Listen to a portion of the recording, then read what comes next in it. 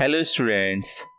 In this video, basically I am going to discuss the mass distribution of fissionable fragments in a nuclear fission process. As well as I will discuss the energy distribution or the kinetic energy distribution between the heavier one and the lighter one. After this, we will discuss activation energy, critical energy, excitation energy. So basically we are going to discuss these concepts in this lecture, and all these concepts are related to nuclear fission. So if you consider the distribution of fission product, then we obtain this type of distribution.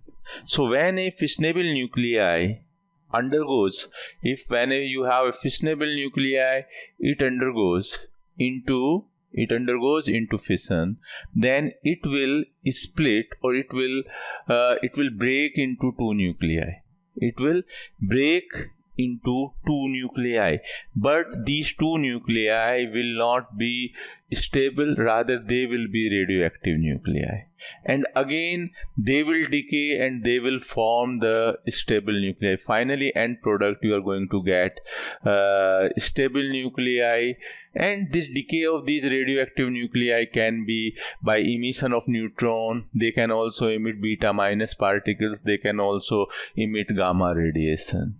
But in a fission reaction, what will be the X, what will be the Y? So basically a nuclei will break into two nuclei, suppose X and Y. And what will be the X nuclei and what will be the Y nuclei? That is just by chance. But still there is a mass distribution curve. If you plot the fission yield as a function of mass number, you will find out this type of distribution curve. So basically when you plot fission yield as a function of mass number, you will find out this type of shape, and this shape is known as Saddleback shape. This particular shape is known as Saddleback shape. Here one thing is very important. Basically this is the fission yield plot for 92 uranium-235. So you are getting this type of, so you have two distinct peaks, and that this trough in between these two peaks are very, it is significant. This trough is very significant. Its depth is quite large.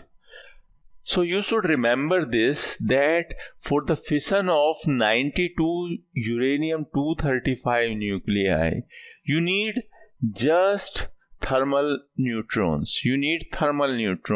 Even neutrons having neutrons without any significant energy, if that is captured by this nuclei 92 uranium-235, then it will undergo fission. You don't need energetic electron. So all the fissionable nuclei for which only thermal neutrons are needed for the fission process, for those nuclei you are going to get this type of large trough. You are going to get. And other nuclei for the fission, for fission we need energetic electrons. For example, like this 92 uranium-238. If you want this nuclei to undergo fission, then this nuclei has to capture some energetic neutron. So this type of nuclei for which energetic neutrons are needed for the fission product, for those nuclei this trough will be less. This trough will not be so deep. So basically this is one important thing. Another important aspect is that all these fission particles, all the basically fissionable, or you can say all the fission products, all the fission fragments or fission products, their A number lies in between 70, from 70 to nearly 160.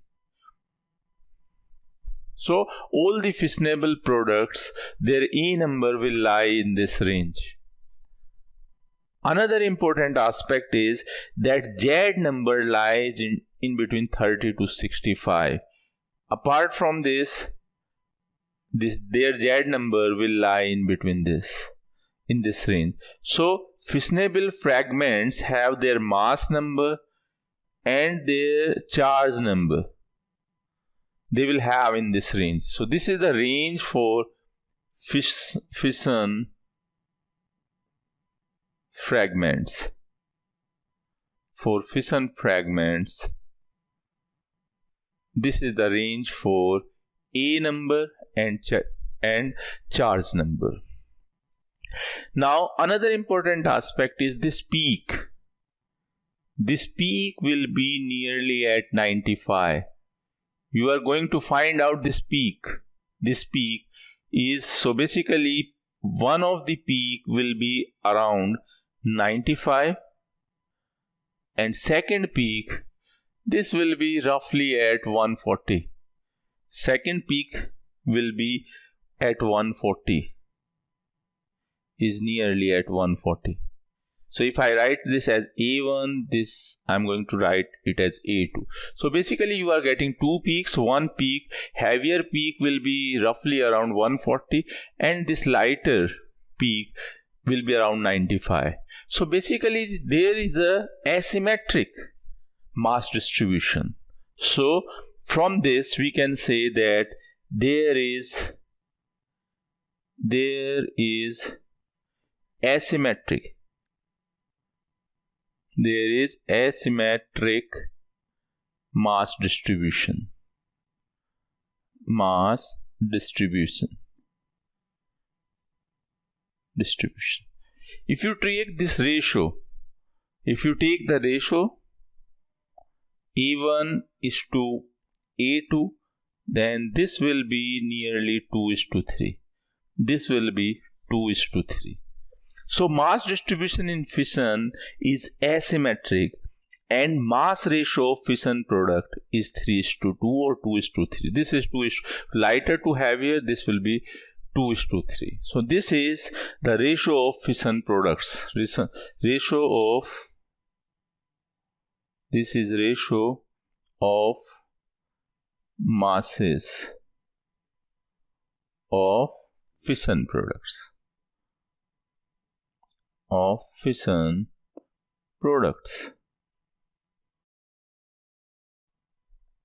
So A1 is to A2, this is 2:3. Now if you want to calculate the energy carried by this lighter nuclei, ratio of the kinetic energy carried by this lighter nuclei and the kinetic energy carried by this heavier nuclei, then for this we can have an estimate about this in a very simple way. Suppose we assume that if a nuclei is basically, it divides into two nuclei as a result of fission. So if we have a nuclei X, it divides into two nuclei Y plus Z due to fission.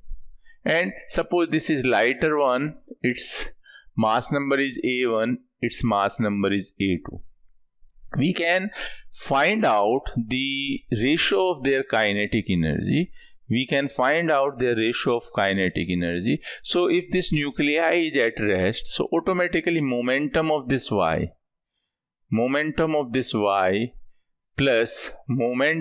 this Z nuclei, lighter plus momentum of lighter plus heavier nuclei, it will be 0.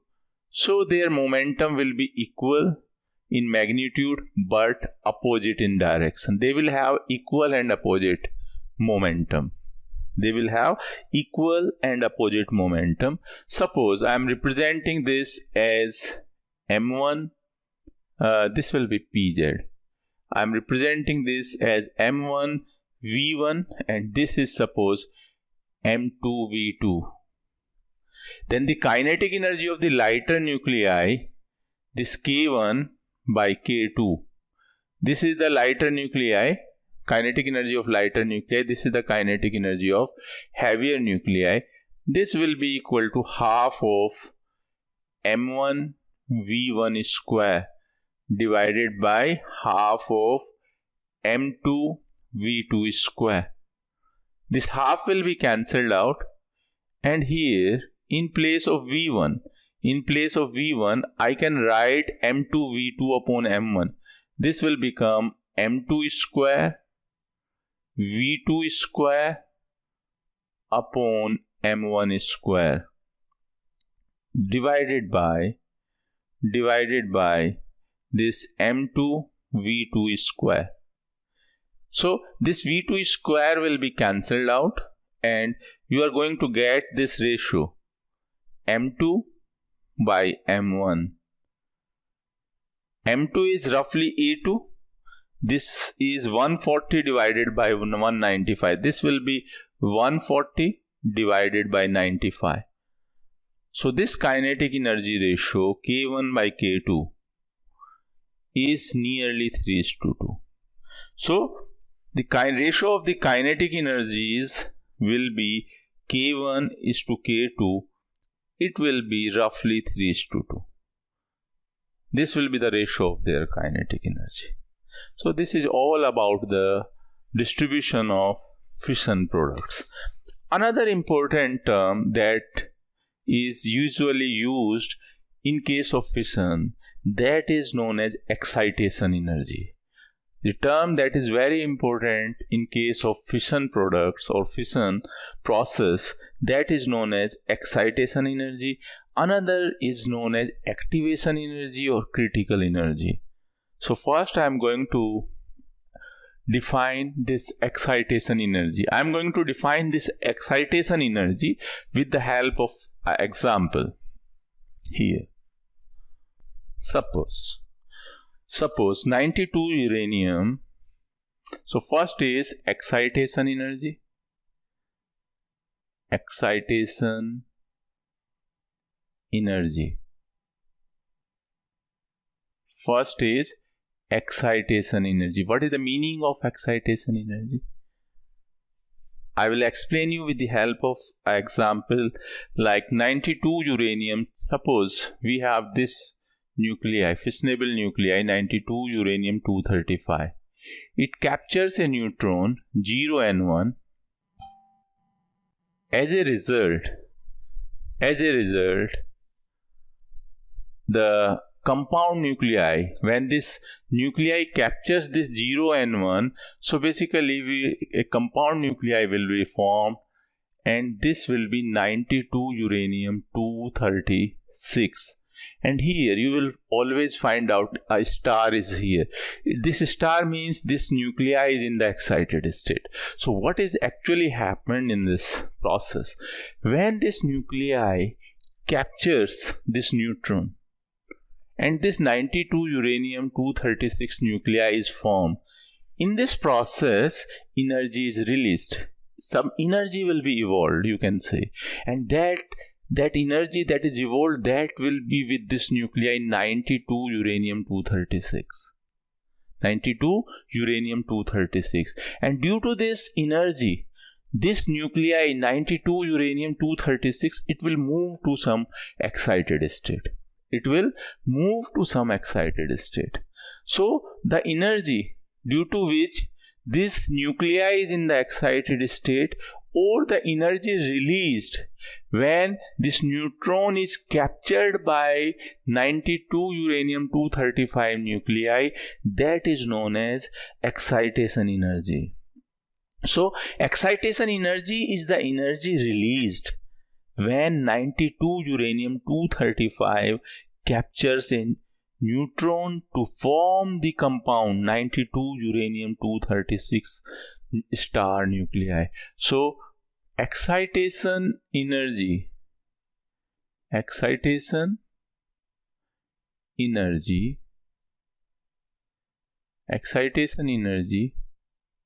is the energy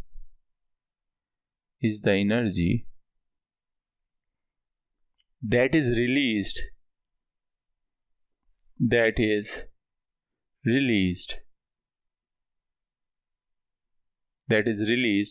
when 92 uranium 235 nuclei captures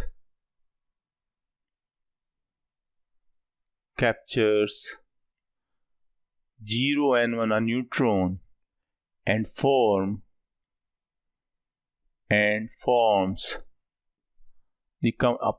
a compound nuclei. Compound nuclei 92 uranium 236 star. So what is here, when these two are combined, then 92 uranium 236 nuclei will be formed, and apart from this some energy will be released. That energy released will remain with this nuclei, and at the expense of this released energy, this nuclei will shift to the excited state. So this released energy, due to which this nuclei is in the excited state, this is known as excitation energy. How can you calculate this excitation energy? That is easy. This is excitation energy. This will be equal to the mass of these two nuclei, mass of 92 uranium 235 plus mass of neutron 0 and 1 minus mass of 92 uranium 236. And if these masses are given in AMU, then we can multiply this by 931.49 MeV, 931.49 MeV, and we will get the answer in terms of MeV. What is the value of 92 uranium? You can substitute these values. If you substitute all these values, then final answer comes out to be 6.5 MeV. 6.5 MeV.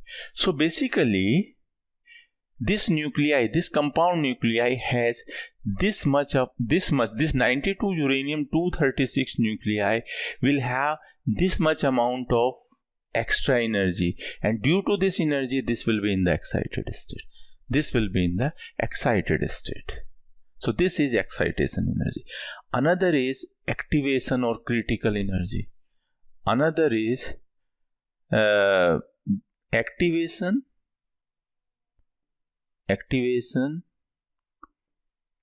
or critical energy.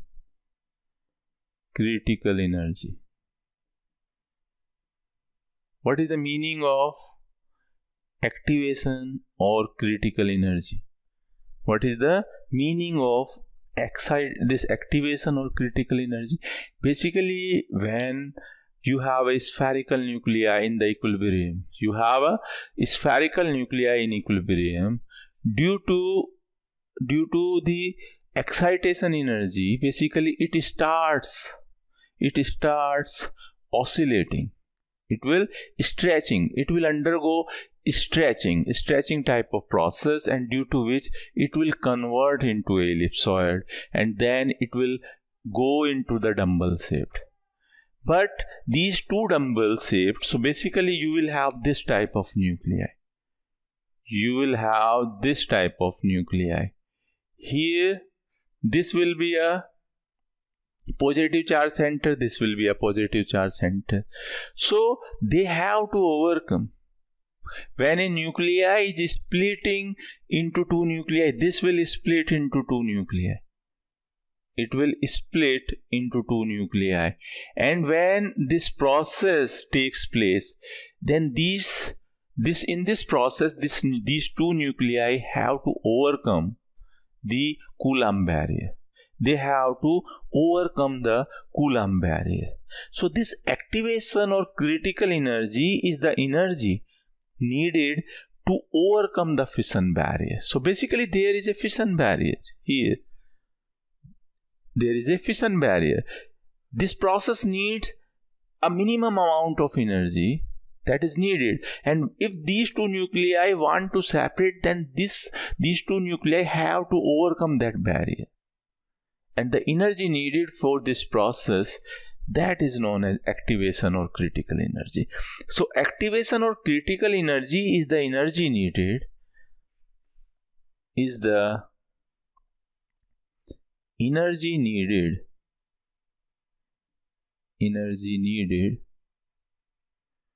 to overcome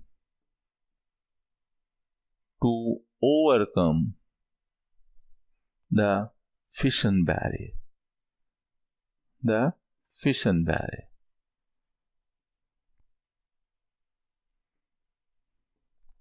Basically, Bohr and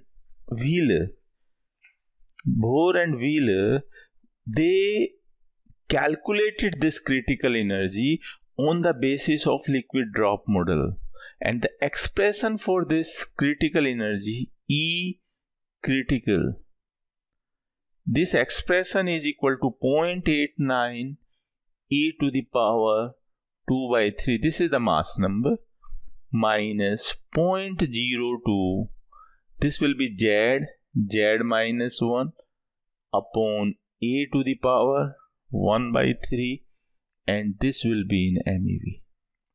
This expression is obtained by Bohr and Wheeler on the basis of liquid drop model, and if you substitute the value of A, then you will find out the activation energy or critical energy to overcome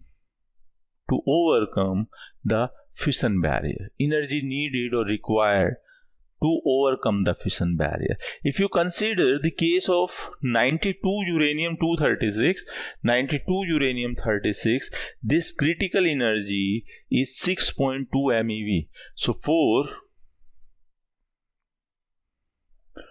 92 uranium-236,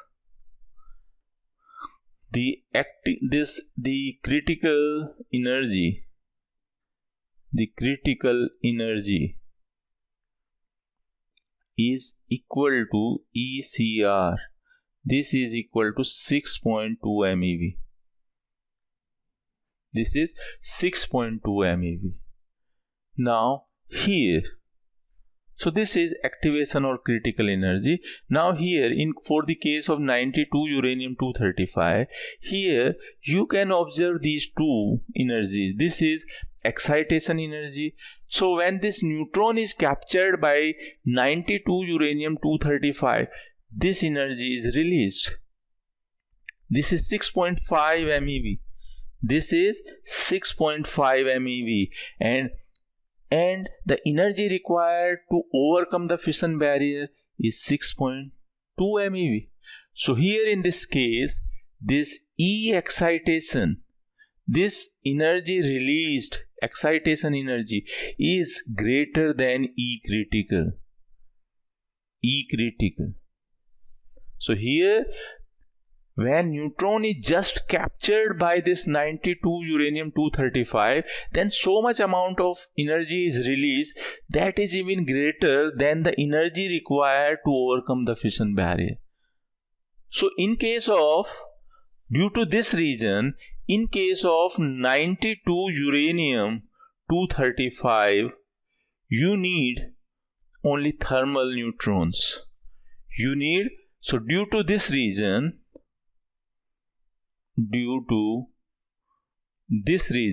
because E excitation energy is greater than E critical energy, so due to this reason for the fission of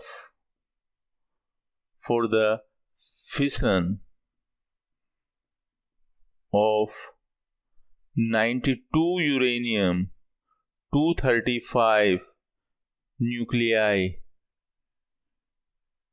only thermal electrons, neutrons, only thermal neutrons are needed.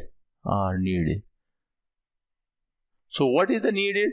Just this neutron should be captured by this nuclei. It's not necessary that this neutron should carry a significant amount of energy. No, because that energy is not needed. If this is just captured, then 6.5 MeV energy will be released. And how much energy is needed for the fission? That is 6.2. So this 6.5 is greater than 6.2. So if this neutron is just captured by this nuclei, then fission will occur. So it's not needed. There is no requirement of energetic electron here. Neutrons with negligible energy or nearly no energy, if this is captured by this nuclei, 92 uranium-235 nuclei, then fission will occur. Fission will occur. Now consider the case of 92 uranium-238. Now I am going to discuss the case of 92 uranium-238. If you consider the case of 92 uranium-238, and this captures a neutron and it will form the nuclei, compound nuclei, 92 uranium-239 star. So here, what will be the excitation energy? This excitation energy will be mass of 92 uranium-238 plus mass of 0N1 minus 92 uranium-239 mass of 92 uranium-239. If these masses are in terms of AMU, then multiply by 931.48, and this will be in terms of MeV, or 49. This will be 49. And if you calculate, if you substitute all these values of these masses, then this number comes out to be 4.8 MeV. 4.8 MeV.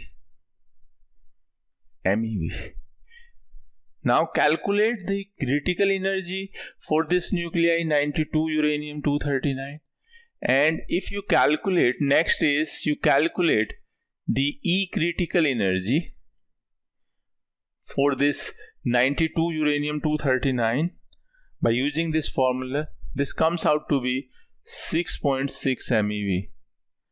This will be equal to 6.6 MeV. This is going to be 6.6 MeV. Here you can observe that in this case you can observe that this E excitation energy is less than E critical energy. So the energy needed is 6.6 and energy released is 4.8. So an extra energy equal to 6.6 minus 4.8 MeV is needed. 4.8 MeV is needed. So this will be equal to 8 here, and this will be 1.8. So what is needed? This extra energy is needed. From where this energy can come into the picture? This energy can come into the picture if the captured neutron is carrying this much amount of energy. This energy can be provided for the fission process if this much amount of energy is carried by this. So in case of 92 uranium-238, if one want fission of 92 uranium-238 nuclei, then energetic electrons are needed.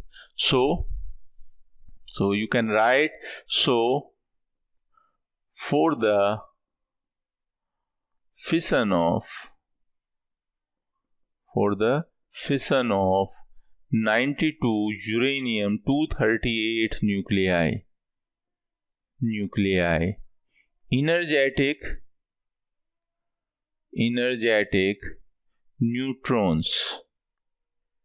neutrons are needed. I have discussed this point in the last class. So So for the fission of 92 uranium-235 nuclei, one need only thermal neutrons, while for the fission of 92 uranium-238, these energetic electrons are needed.